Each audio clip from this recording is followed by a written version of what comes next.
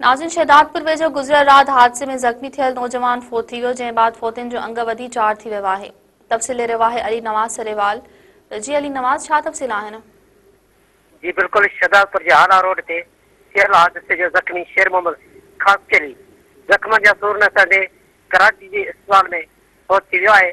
फोतिन जो अंग वधी 4 थी वियो आहे।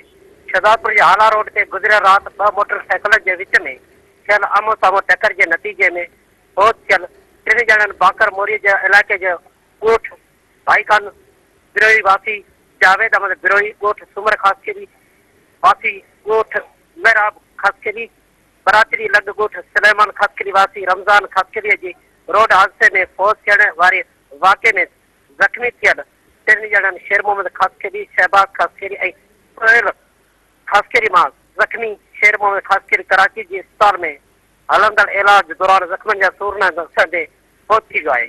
रोड हादसे में फौतिन जो अंग वधी 4 थी वियो आहे। इतला ते फौती जे घर में कहराम मची वियो। जी अली नवाज़, तव्हांजी महिरबानी।